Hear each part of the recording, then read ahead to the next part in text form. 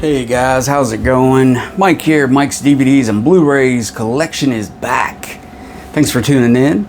And today, guys, I want to do a part 2 of Halloween, October 2022. This is the month of Halloween, and it's always a good time to pull out all your horror movies and some horror favorites and watch, and maybe find some new ones.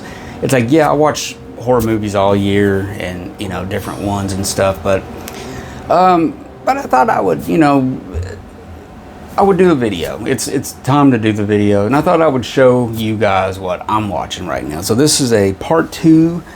The first one I want to show you is kind of like, this is kind of considered a film noir also, but it's also a very, very good mystery, very good thriller, suspense movie, thriller, whatever you want to call it.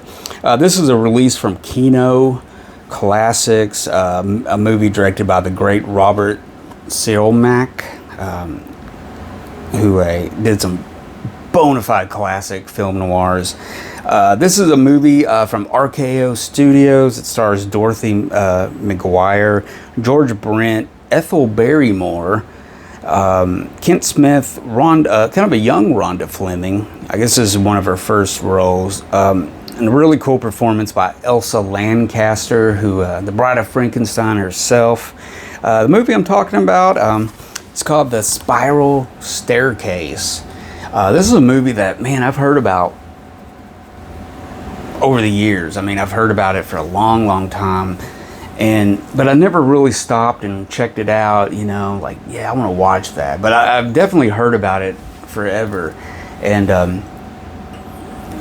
I watched it recently. I was going to save it for a film noir episode, but I thought I was try it out, for Halloween. But yeah, very good, very mysterious movie. Let me read a little bit about it. Well, by the way, this is a 4K restored print of this movie, so it looks really good. Basically, this is a murderer is targeting disabled young women in a New England town, and Helen, who's played by Dorothy McGuire, is a mute servant girl in this gothic mansion, and she's terrified that she's going to be the next victim. Mrs. Warren, played by Ethel Barrymore, is an invalid. She's kind of like a bullying mistress of the home. She warns Helen to leave at once rather than rely on her weak son and stepson for protection. But even as Helen's packing her things, she suspects that she may be too late, and the murderer is closer than she's ever imagined. This terrifying and suspenseful thriller was produced by David O. Selznick, directed by Robert Sielmak, I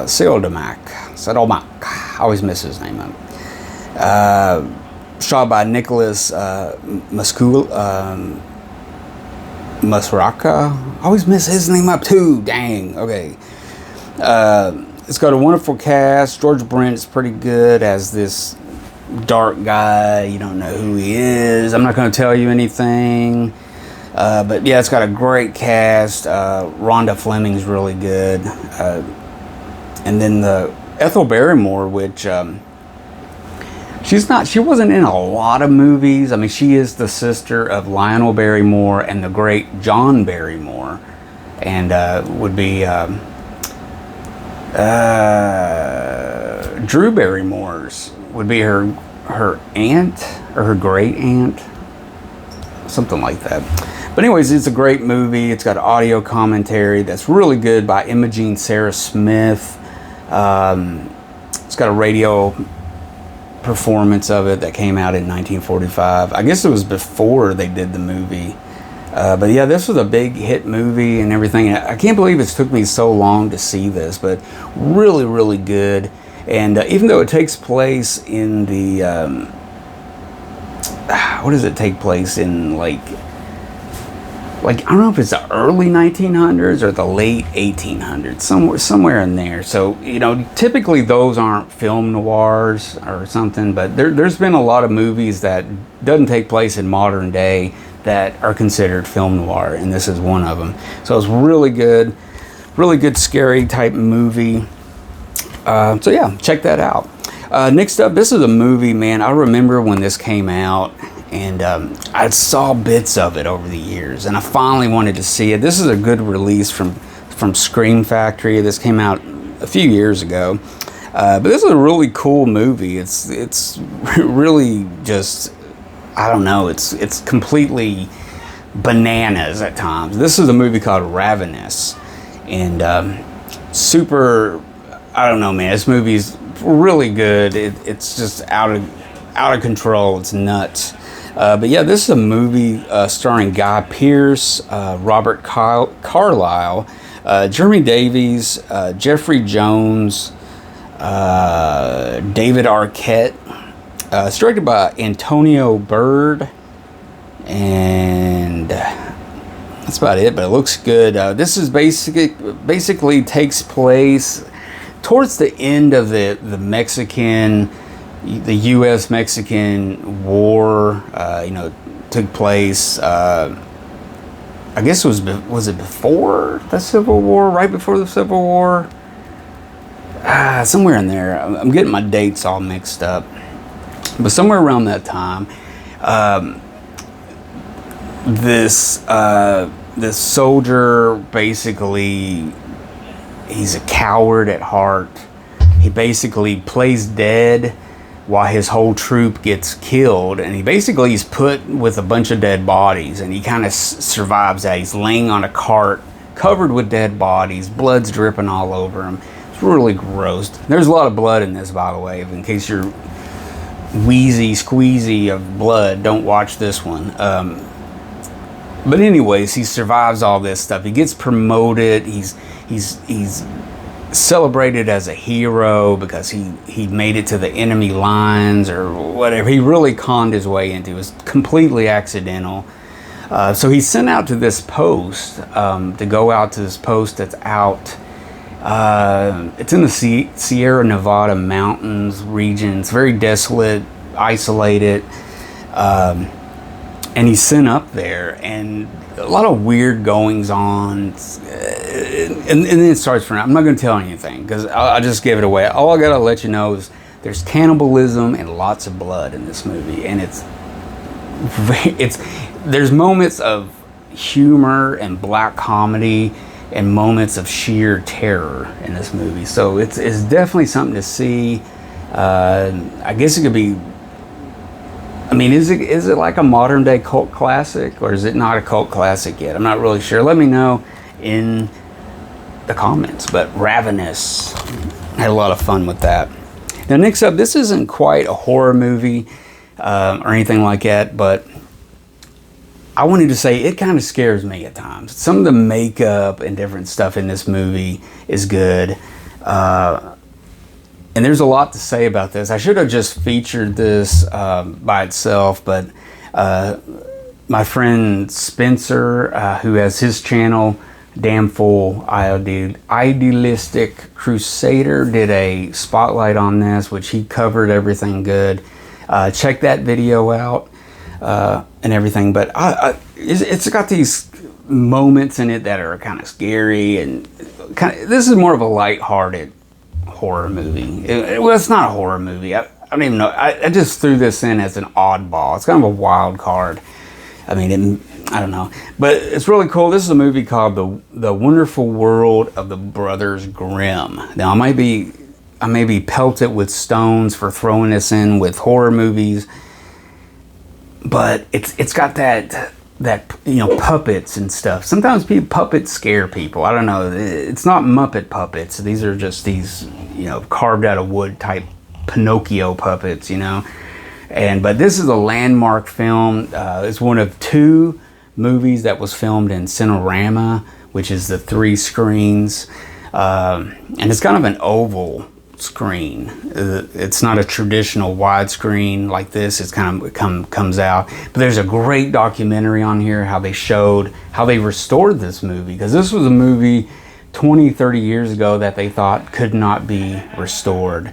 But since technology has improved so much since the early 90s, when they tried to restore this before, that they were able to do some stuff. Technology has changed. There's equipment that you can go in and do this, but it needed a lot of work.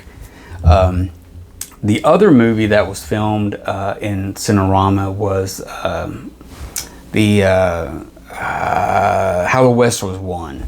And apparently when they restored that, it didn't have as many problems as this one. But because it's a Cinerama picture, they had a lot of extra restoration to do. So it took years working on this, and it's got a lot of great supplements on here and stuff. So yeah, don't hate me, guys, but I threw this in here. It's more of a family classic, if anything else, but it's got scary moments. I mean, my wife hates the monkeys in The Wizard of Oz, so she may put that in as a horror movie to her, so it's got these weird puppets and stuff, and may, you know, I don't know. Anyways, guys, it is an interesting movie. It's very charming. You know, it's a lighthearted movie to watch, and I really love the technical side of this. You know, it's filmed in Cinerama. It's beautiful, breathtaking to watch. I mean, they really put so much into this.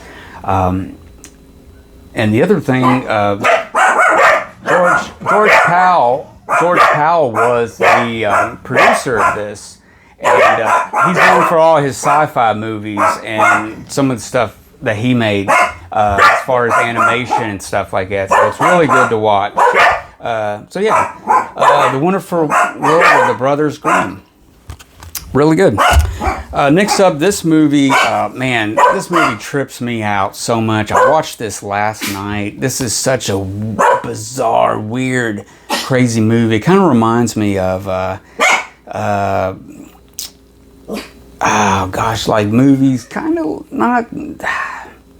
Some of the like shocking moments of Rosemary's Baby, where a person realizes they're in something that they just discover this big plot all of a sudden that's going on around them. So this girl who's has all these problems. This is a movie, by the way, called MidSummer, which is a movie released by A24. And it basically takes place all at daylight, by the way. And it's got a great cast of young actors. It's directed by Ari Aster, who made the movie Hereditary, which was another really good scary movie. But yeah, they go to Sweden, where there's this remote but region where they carry on this weird religious type of thing. It's similar a lot to The Wicker Man. You might even say it's just like The Wicker Man in a way, but it's not. But if you like The Wicker Man, you'll really like this. But it kind of goes a little deeper than that. What's really fascinating about this is all the production design that went into this. I mean, all the costumes, they have their own language, all the props, and just the decor, and how they designed the sets and buildings and different stuff in this little place, and it's fascinating. But yeah, it's really good. It would definitely make you feel uneasy. MidSummer. Next up, this is a movie that it was first time watch for me on this one. This is a movie directed by Guillermo del Toro. This is The Shape of Water, which really wasn't a horror movie. It's more science fiction-y, I guess. But I really love the makeup of the creature that's in it and stuff like that. And it's a really good, charming movie. It's not so much of a scary movie or anything, but it's really good. I found it really good. I'm starting to really get into Del Toro's movies now that I'm getting older. There's still movies that I haven't seen yet by him that I want to watch. I want to go back further in his career. But yeah, The Shape of Water. I recently saw his remake of Nightmare Alley, which I loved. But yeah, this is a great movie. I love the makeup and the setting that it's in and everything like that. So yeah, not so much a slasher movie, but I kind of put it in with, you know, sci-fi horror type stuff. But really, really good movie to pick that up, to pick up and see. And finally, guys, this is a movie that I hadn't seen for a long time.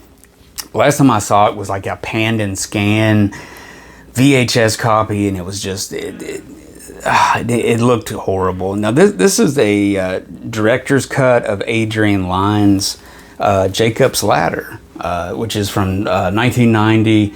And I remember when this came out, I was 13, 14, and it was pretty creepy then. And to watch it now that I've grown up a little bit, and has a lot of different layers to this movie. It's not just a tale of Vietnam veterans having nightmares. It's a little bit more in there. It kind of talks about relationships and just different stuff. But anyway, Tim Robbins stars in it. It's also got Elizabeth Pena, Danny Aiello, some other good people. This was written by Bruce Joe Rubin, which came out from, this was a, what is this?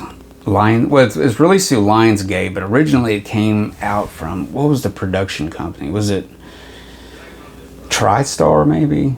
It was something like that. But anyways, this is a pretty good release. It looks really good. I really enjoyed watching. This is the best I've seen it. Now this might not be the best copy in the world.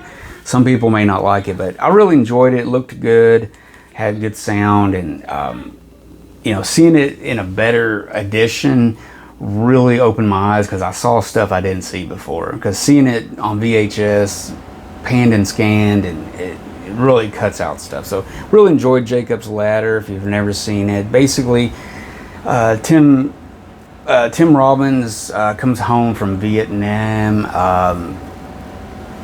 and his platoon basically got exposed to an experimental drug, and then later on, the guys in the platoon were all having these nightmares, and they all find each other somehow and talk about it, and they're like, yeah, it's happening to me too. And so then it kind of uncovers this conspiracy and all this, you know, cars pulling up and people watching people, and is the government involved, and is this something else? Is it all in their minds? So it asks all these questions and stuff. So it's a really good movie. It's got a young, I guess this, I think he did this, but yeah, he did this before Home Alone. Macaulay Culkin plays the little son, his little boy that he loses, Tim Robbins loses, and stuff like that. So it's really cool. It's got a lot of great special effects, and really, overall scary. It's a great movie to put on late at night. So there you go, Jacob's Ladder. So yeah, there you go, guys. I hope you enjoyed those. It's definitely a good mixture of stuff. I mean, a couple of them are questionable, as they should be in there, but I wanted to watch them, and hey, why not, you know? So anyway, guys, I hope you enjoyed this episode. Make sure you subscribe, comment, and like, and let me know how you feel about me putting some wild cards in there. I mean, is there anything creepy about the Brothers Grimm movie? I mean, I know the remake by Terry Gilliam was a lot darker and stuff, but because they did write the, you know, fairy tales and stuff. But anyways, guys, I'm talking too long. Have a happy Halloween. Thanks for watching. I'll probably have a few more episodes. I'm still watching stuff as we get through October and all that good stuff. So I will see you guys later. Thanks for watching. Later.